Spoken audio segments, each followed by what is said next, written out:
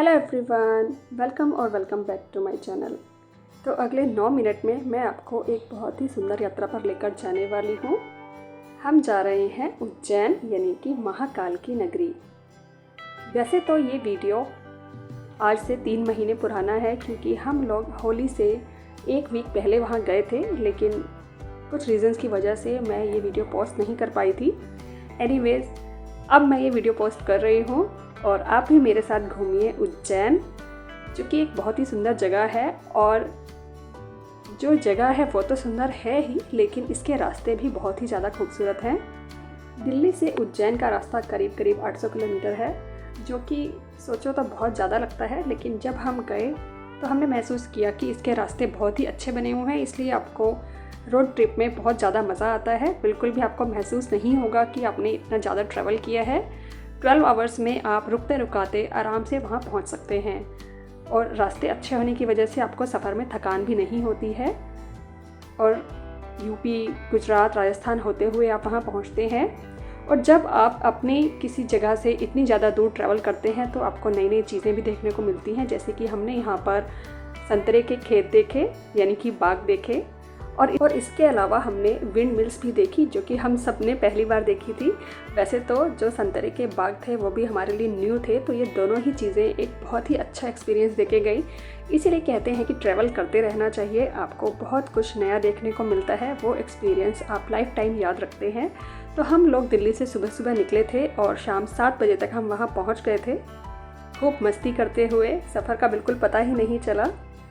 वैसे तो by road जाना एक अलग ही एक्सपीरियंस है, लेकिन अगर आप कार या बस से इतना ट्रैवल नहीं कर सकते हैं तो आप एरोप्लेन से भी जा सकते हैं। इसका नियर बाय एयरपोर्ट इंदौर है और उज्जैन में रेलवे स्टेशन भी है, तो आप ट्रेन से भी जा सकते हैं। तो शाम को जब हम 7 बजे पहुँचे तो हमने थोड़ा बहुत खाया पिया, अपना होटल बुक किया, जो कि हमें मंदिर के पास ही मिल गया था। अगर आप किसी अच्छे होटल में ही रुकना चाहते हैं तो वो मंदिर से थोड़े से दूर मिलेंगे, लेकिन हमें मंदिर के बिल्कुल पास ही स्टे करना था, तो हमने एक छोटे से होटल में रूम्स बुक किए।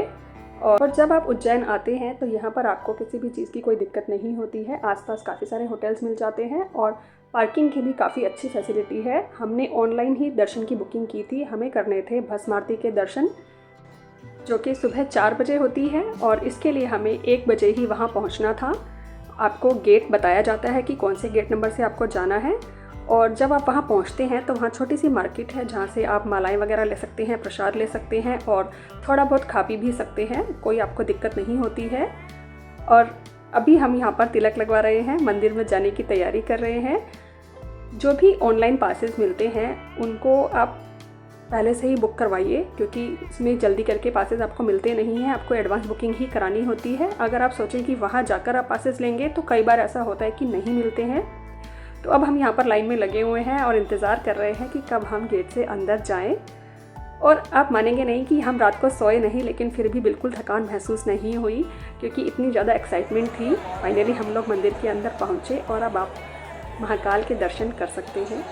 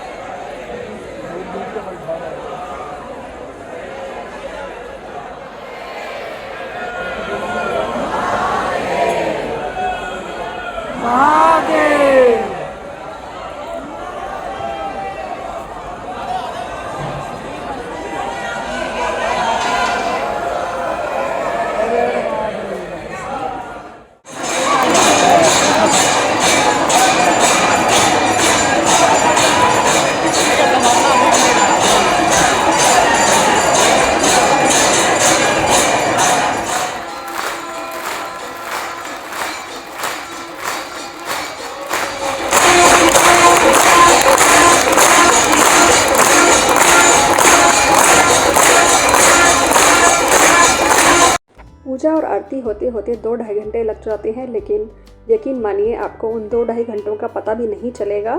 तो बाहर आकर बस हम लोगों ने कुछ पिक्चर्स क्लिक की, ताकि हम इसे हमेशा के लिए संजो कर रख सकें। और इसके बाद हम बिना आराम किए निकल गए श्री ओमकारेश्वर मंदिर के लिए, जो कि महाकाल से करीब 150 किलोमीटर की दूरी पर है। लेकिन यहाँ पहुँचने में हमें थोड़ी सी दिक्कत हुई, क्योंकि जो रोड है उसमें कंस्ट्रक्शन चल रहा था, तो पहुंचने में काफ़ी ज़्यादा टाइम लग गया। और ओमकारेश्वर मंदिर नर्मदा नदी के किनारे पर बना हुआ है। माना जाता है कि ये जिस आइलैंड पर बना हुआ है उसकी जो शेप है वो ओम की बनी हुई है, इसीलिए इसका नाम ओमकारेश्वर है। लेकिन इसके अलावा भी इसकी 2-3 स्टोरीज़ काफ़ी फेमस हैं, आप गूगल करके देख सकते हैं। ओमकारेश्वर मंदिर पहुंचने के लिए आपको वहां जाकर अपनी गाड़ी पार्क कर देनी होती है और उसके बाद या तो आप एक पुल है जिसे क्रॉस करके वहां पहुंच सकते हैं, क्योंकि मंदिर जो है वो नदी की दूसरी तरफ है, या फिर आप बोट भी ले सकते हैं, जैसे कि हमने बोट ली है। बोट में जब आप जाते हैं तो वो आपको संगम पर भी ले जाते हैं, जहाँ पर कावेरी और नर्मदा नदी का संगम होता है, वहाँ पर वो आपको ले जाते हैं और वहाँ जाकर आप आचमन भी कर सकते हैं। और बोट में जाने का भी एक अलग एक्सपीरियंस था, तो हम लोगों ने बोट ही चुनी और उसके बाद हम लोग पहुँच गए मंदिर। मंदिर में बहुत ज़्यादा भीड़ थी, आप देख सकते हैं यहाँ पर बहुत ज़्यादा भीड़ है। और जिस पुल की मैं बात कर रही हूँ वो आपको अभी सामने दिखाई दे रहा है। इस पुल को क्रॉस करके आपको मंदिर तक पहुँचना होता है, लेकिन हम लोग वैसे भी काफ़ी थक गए थे तो हम लोग बोट से आ गए। और अब आप देख सकते हैं कि इसमें किस तरह से लाइनें लगी हुई हैं। इसमें आपको नीचे से ऊपर जाना होता है, जिसमें घूम घूम कर रेलिंग्स लगी हुई हैं और लाइन में आपको लगे रहना होता है। हाँ, लेकिन अगर आप लाइन में लगे रहेंगे और पेशेंस रखेंगे तो आप करीब 1 घंटे के अंदर इतनी भीड़ में भी पहुंच जाते हैं। और अगर हम मंदिरों में जाकर भी पेशेंस और धैर्य ना दिखाएं तो फिर क्या ही फ़ायदा। जिस तरह से नंदी शिव के आगे हमेशा उनके दर्शनों के इंतज़ार के लिए बैठे रहते हैं, वो हमें भी यही प्रेरणा देते हैं। तो थोड़ा सा इंतज़ार तो बनता ही है। अगर हम हर चीज़ फटाफट से करने लग जाएं तो उसका कई बार मज़ा भी नहीं आता। जब आप इतने इंतज़ार के बाद और इतनी मेहनत के बाद वहाँ पहुँचते हैं तो बहुत ज़्यादा आनंद मिलता है।